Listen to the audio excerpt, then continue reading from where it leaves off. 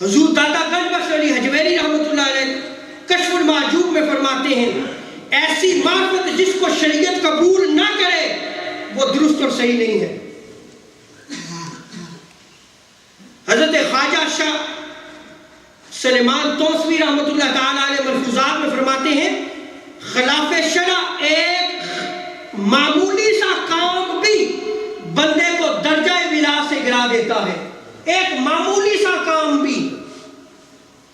اگر وہ خلاف شرع کرتا ہے وہ درجہ ولایت سے گر جائے گا۔ اسی لیے غوث سرکار رضی اللہ تعالیٰ عنہ حضور سیدی شیخ عبد القادر جیلانی رحمۃ اللہ تعالیٰ علیہ فرماتے ہیں ہر وہ حقیقت جس کو شریعت رد کر دے بے دینی ہے،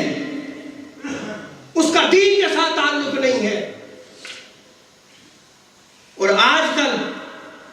اسی طریقت کے نام پر کاروبار کیا جا رہا ہے، بزنس کیا جا رہا ہے، اور ہم اہل سنت و جماعت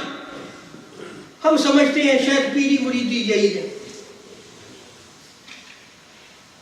جو ہم ان ٹھگ پیروں کا کردار دیکھتے ہیں ہم سمجھتے ہیں کہ اسلاف بھی ایسے ہی تھے،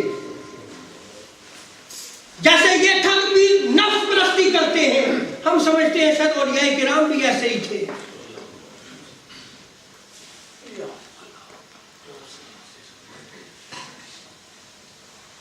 مسند ارشاد پر جو بیٹھے یاد رکھ لیں اس کا عالم ہونا ضروری ہے۔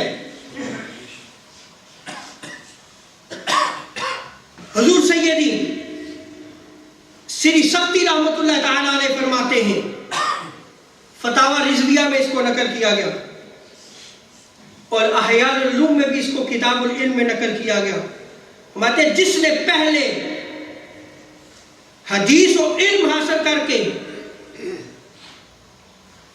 تصوف میں قدم رکھا وہ کامیاب ہوا، اور جس نے علم حاصل کرنے سے پہلے حدیث کا علم حاصل کرنے سے پہلے صوفی بننا چاہا یعنی ولی کامل بننا چاہا، فرماتے ہیں کہ اس نے اپنے آپ کو ہلاکت میں ڈالا۔